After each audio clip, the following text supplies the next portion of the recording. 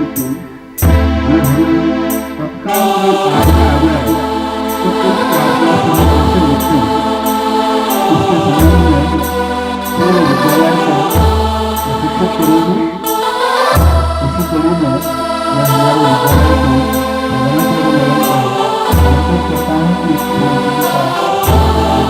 विद्यालय को जनों को भी बचा सके।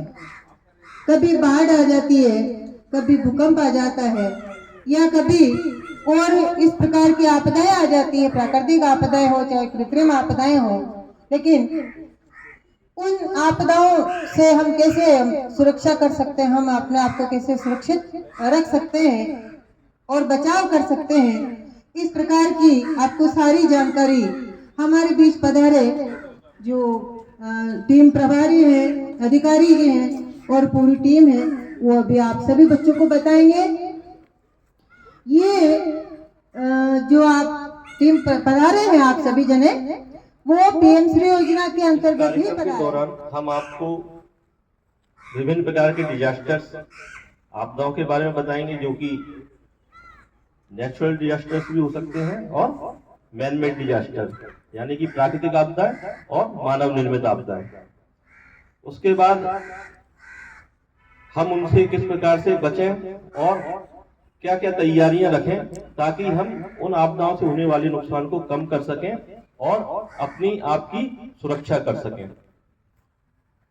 तत्पश्चात हम चलेंगे MFR, जो हमारा एक पार्ट है, मेडिकल फर्स्ट रिस्पॉन्डर। तो मेडिकल फर्स्ट रिस्पॉन्डर के दौरान हम आपको बताएंगे कि किस प्रकार से हम प्राथमिक चिकित्सा देते हैं, आप जरूरत पड़ने पर उसको अपनी लाइफ में इम्प्लीमेंट कर सकें, उसको अपनी लाइफ में इस्तेमाल कर सकें।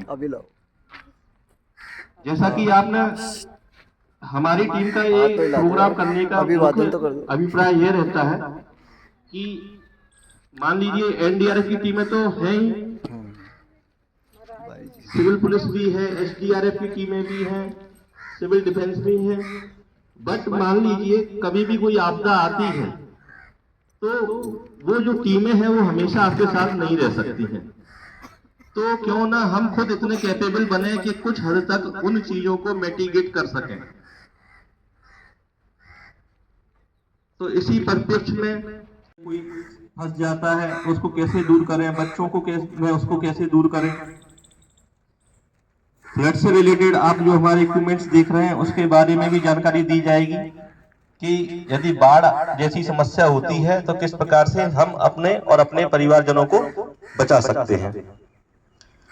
और उसके बाद हम आपको और सीखने की कोशिश करेंगे।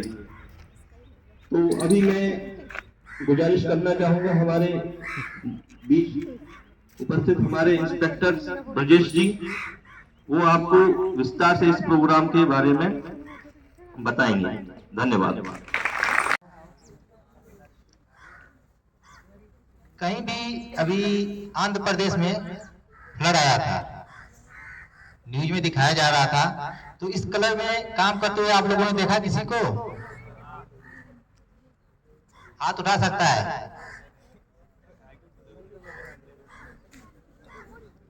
चलिए कोई बात नहीं।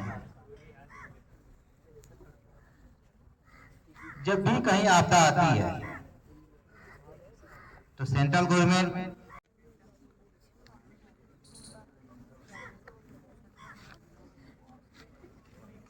आपदा आती है तो उसमें क्या होता है? 3 चीज होती है।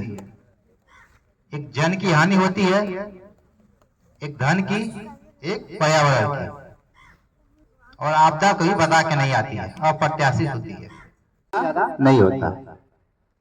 तो उस बीच या तो आप बेंच के नीचे अपनी छोटी पोजीशन बना के आ जाइए तो आप सेफ हो जाएंगे, या 10 पोजीशन में जो नजदीक है वो बाहर निकल जाए और सेफ ग्राउंड में आ जाए। ठीक है। और जो टीचर है या जो आपके क्लास के मॉनिटर होते हैं, लड़कियां आ जाए।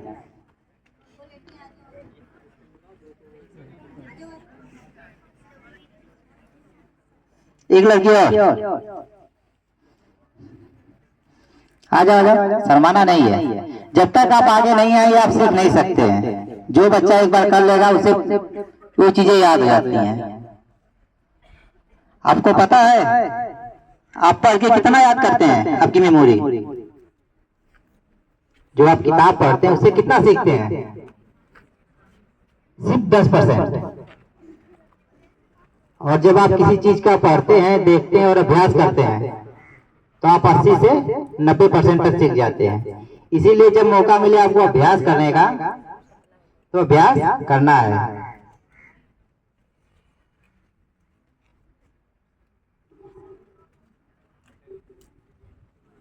एक बच्चे बैठ जा, बैठ जा, बैठ जा, शर्मा मत।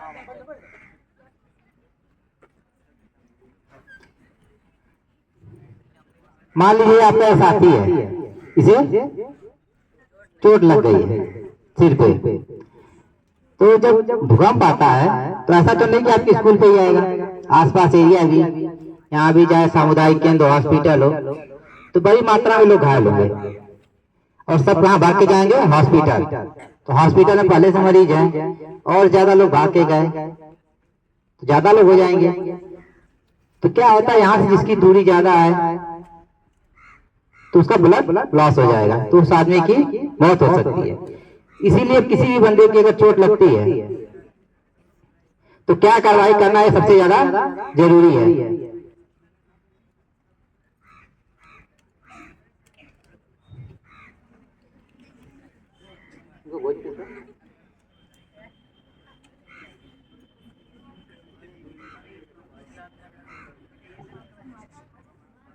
अब आप देखते ही, मान लीजिए उसके सिर पे चोट लगा तो आप क्या करेंगे? इससे पहले सबसे पहले जिस जगह पे चोट लगा है आपके पास हमारे पास तो बहुत पीस है, लेकिन आपके पास वो चीज नहीं होगी, रुमाल होगा, तो उसको सिला के उस जगह को साफ करना। हो सकता है पत्थर रुमाल, क्योंकि खेल खेल में सीखी गई चीज बहुत समय तक याद रहती है।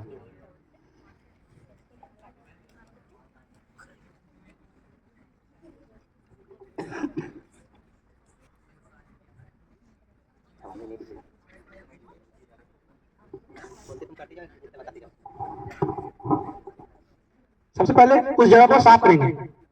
गोश पीस हो या रुमाल हो, आपके पास रुमाल हो, हमारे पास गोश पीस बना हुआ है, आपके पास रुमाल हो, उस जगह को हम साफ करेंगे। और बाल है तो उसको बाल को कट कर देंगे, फिर उसको गोश पीस डाल के हम हल्का सा प्रेस करके रखेंगे। फिर उसको दोबारा उठाकर नहीं देखना है कि ब्लड कितना निकल रहा है, क्या कर रहा है, क्योंकि थोड़ा देर रहने के बाद ब्लड जमना शुरू हो जाता है। तो फिर और अधिक ब्लड आ रहा है तो दूसरा गोश पीस रखेंगे। फिर इसको स्टेबल करने के लिए हम एक पट्टी बनाएंगे। हमारे पास बना हुआ पट्टी है, दिखाइए एक बार।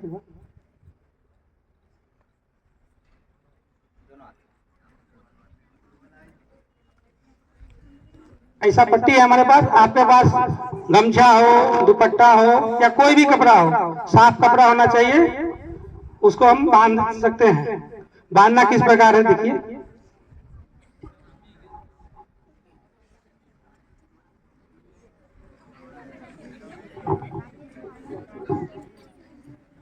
जैसा आप देख रहे हैं हम उसे ट्राइंगल कहते हैं। हम इसका यूज क्यों करते हैं?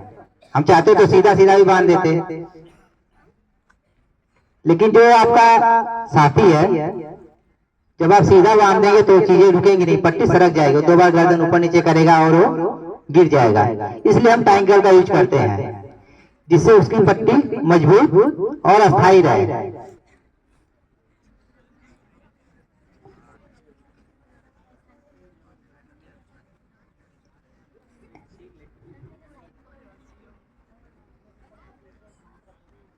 और हमेशा ये ध्यान देना है कि जो आपका साथी है उसका हौसला भी बढ़ाते रहना है।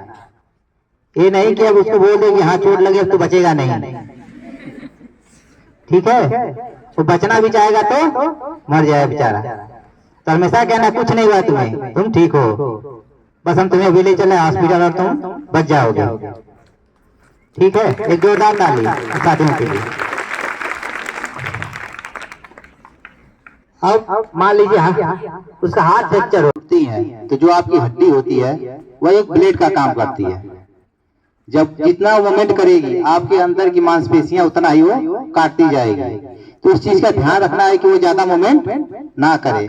इसी के लिए उसको क्या करते हैं, स्टेबल करते हैं, अस्थाई, कि वो ज्यादा मूवमेंट ना कर सके। तो जब आपकी किताब है उसको क्या करना है, वहां लगाना है और उसको स्टेबल करना है। क्योंकि आपकी बुक एक प्रकार से जो कहते हैं खपच्ची, हमारे पास बनी हुई है पहले से, लेकिन आपके पास ये चीजें नहीं होंगी। तो आप क्या करेंगे, नोटबुक का यूज करना है। और कभी भी बांधते वक्त ये नहीं कि सिर्फ एक बार बांध दिया, उसको कोई भी नोटबुक यूज करो तो उसको 3 जगह से बांधना है, आगे पीछे और बीच में, जिससे वो क्या हो, अस्थाई हो। एक जगह अगर आप बांधेंगे तो हिलती रहेगी और उसका हाथ स्टेबल नहीं होगा।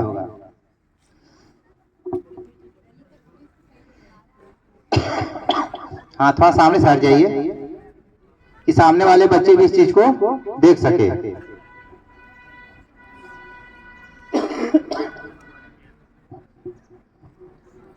अब हमने क्या किया, उसे हाथ को बांध दिया, लेकिन उसका हाथ अभी पूरी तरह से बंधा नहीं है, उसकी सिर्फ आधी बाजू स्टेबल हुई है। तो हम उसके दोबारा क्या करें, क्योंकि वो खड़ा होगा तो हाथ सीधे हो जाएगा, मूवमेंट हो सकता है।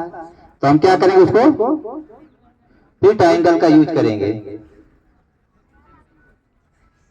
अब उसे बांधना कैसे है, इस चीज का ध्यान देना। ऐसा नहीं किसी पे रस्सी की तरह लिया और बांध दिए। कोई भी कपड़ा लेने के बाद उसमें एक छोटी सी गांठ मारना है और उसको यहाँ पे कहां पर फंसाना है, आपकी केवनी के पास। उससे क्या होगा, उससे आपका पूरा हाथ अस्थाई हो जाएगा।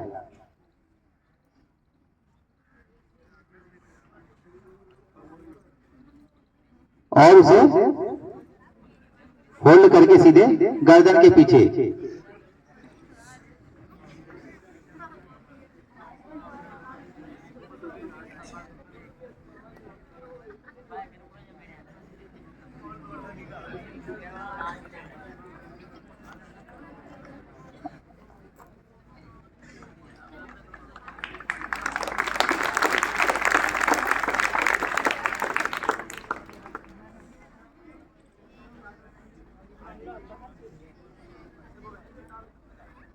अब उसका हाथ पूरी तरह से अस्थाई हो गया है, लेकिन अभी भी उसका हाथ अस्थाई नहीं है, ऊपर नीचे तो हो सकता है।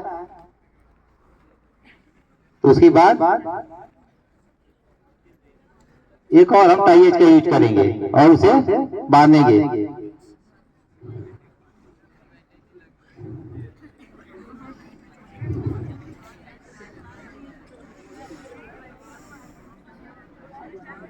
अब आपके साथी का हाथ पूरी तरह से अस्थाई हो गया, वो चाह के भी अपने हाथ को हिला नहीं सकता।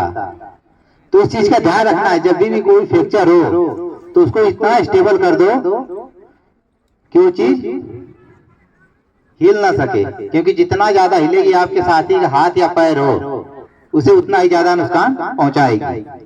एक बार खड़े हो जाओ।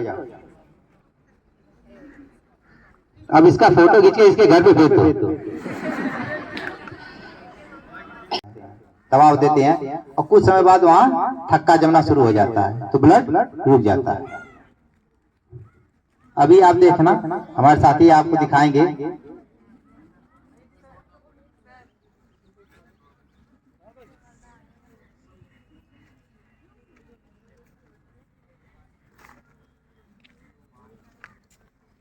सबसे पहले क्या करना है, एक साफ रुमाल लेना है या कोई भी कपड़ा, रुमाल की जगह उस जगह को साफ करना है चारों तरफ से।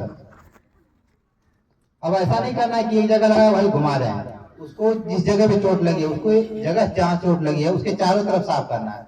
क्योंकि आप उसी चीज को घुमाएंगे आसपास, तो जो गंदगी उस चोट के आसपास है वो भी वहां पे लग जाएगी। तो कोशिश करना जहाँ पे चोट लगे उसको चारों तरफ साफ करना उसकी। और एक फिर दूसरा गोद पीस या रुमाल, कोई भी कपड़ा, उसे लेके वहां पे प्रेशर करना, दबाना है। और उसके बाद फिर उसको बैंडेज करना है। अब आप उसके लिए रुमाल का यूज कर सकते हैं, गमछे का यूज कर सकते हैं, अपनी टाई का यूज कर सकते हैं।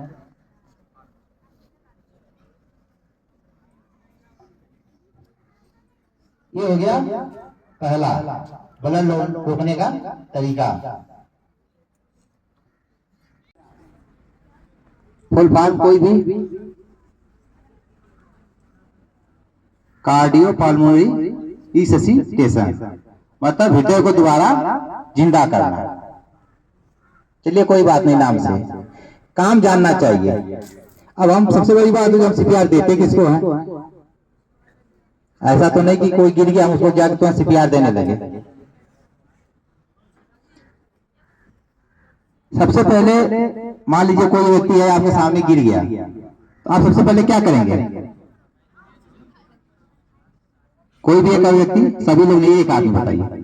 खाओ क्यों? कोई नहीं।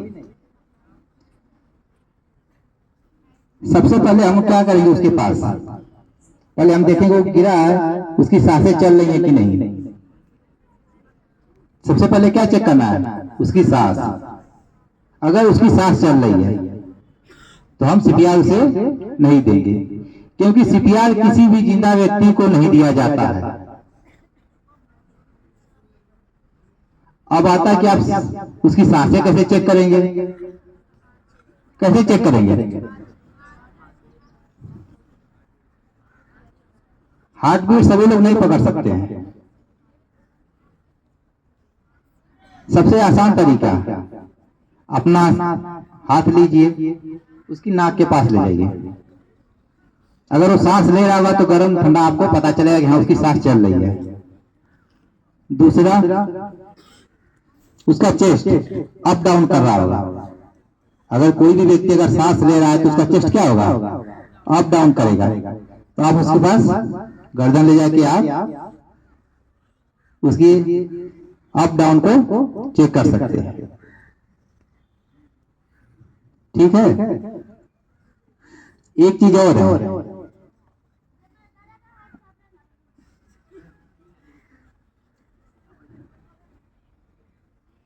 मान लीजिए दोनों जगह आपको पता नहीं चला, तो आप क्या करेंगे? अपनी दोनों उंगलियां लीजिए, अपनी गर्दन के बाईं या दाहिनी तरफ कीजिए। रखिए सभी लोग, दबाइए थोड़ा सा, हल्का सा उंगली दबा के चेक करिए। कुछ महसूस हो रहा है? क्या महसूस हो रहा है? पल्स चल रही है कि नहीं? इसे पहचान सकते हैं आप बहुत आसानी से। ये कैरोटिड पल्स है।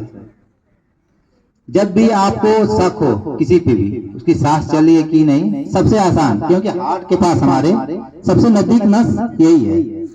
अगर हार्ट हमारा चल रहा है तो ये नस में ब्लड सर्कुलेशन चल रहा होगा। तो हमेशा आपके गर्दन की तरफ हाथ रख के चेक कर सकते हैं। ठीक है, सभी ने चेक कर लिया एक बार? अपना अपना ही चेक करिए, पता चल जाएगा किसी दूसरे की, आपकी जब नस जहाँ है दूसरे व्यक्ति की भी नस वही होगी, तो आप आसानी से उस चीज को चेक कर सकते हैं।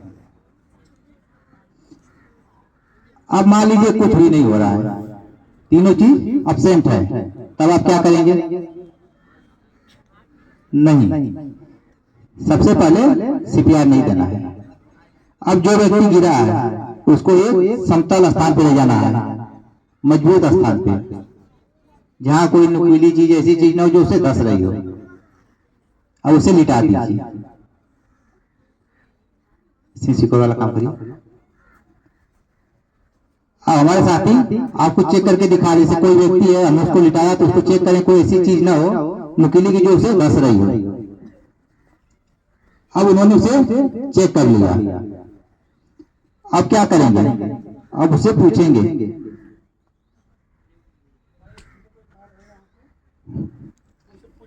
क्या हुआ है क्या नहीं हुआ, बता देंगे, उसके बाद आप चेक कर सकते हैं। अब उन्होंने क्या किया? पूछ लिया। भाई कोई व्यक्ति रहा होगा या है, उससे पूछेगा। अब उसके बाद क्या करेंगे? पूछने के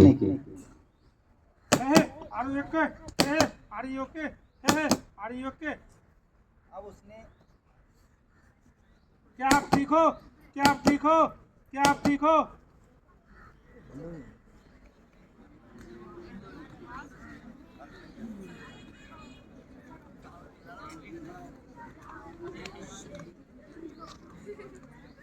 अब आप लोगों ने जब हमारे साथी ने आप देख रहे हैं जब उससे पूछा उसने कोई जवाब नहीं दिया, उसके बाद क्या कार्रवाई करेंगे? बंद हो गए, इमरजेंसी डाउन हो नंबर गए। कितना है? चलो 112 108 नंबर यहाँ पे चलता है। 108 नंबर पे तुरंत कॉल करेंगे। आपके साथी जो हैं उनको बताएंगे आप तुरंत 108 नंबर पे कॉल करिए। अब उन्होंने कॉल कर दिया, अब ये क्या करेंगे? अब उसकी स्वास्थ्य को सीपीआर की कार्रवाई के लिए अब तैयार है। हम 108 पे कॉल क्यों करते हैं? हम डायरेक्ट सीपीआर क्यों नहीं देना शुरू करते? 1001, 1002, 1003, 1004, 1005, 1006, 1007, 1008, 1009, 1010, पल्स एब्सेंट।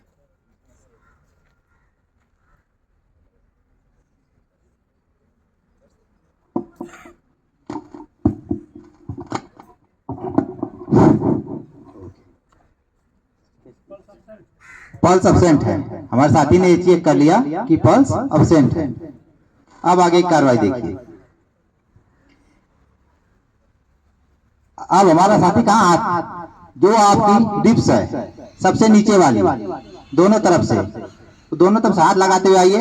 जो सेंटर है आपका, सेंटर में आइए जहां पे दोनों हड्डियां जुड़ी हुई हैं। आ गए? वहां पे क्या करना है? एक उंगली रखना है बीचों बीच, उसके बाद दो उंगलियां, जो उंगली रखे उसके ऊपर दो उंगली, और आपका जो मास्टर हैंड है, जो आपका मास्टर हैंड है, और उसके बाद दूसरा हाथ किसी स्थिति में रखना और कितनी काउंटिंग तक प्रेशर देना उसको? 30 बार, 30 बार लगातार उसको प्रेस करना है। 1 2 3 4 5 6 7 8 9 10 11 12 13 14 15 16 17 18 19 20 21 22 23 24 25 26 27 28 29 अब हमने क्या किया? 30 बार उसे प्रेशर दे दिया। अब उसके बाद अगली कार्रवाई क्या है? आपका जो दूसरा साथी है वो क्या करेगा? एक रुमाल हो या कोई भी कपड़ा जिसको हम सीपीआर दे रहे हैं उसके मुंह पे रखेगा और उसकी नाक को बंद करेगा और एक पूरी सांस लेगा और उसके दोबारा उसे 2 बार सांस देगा।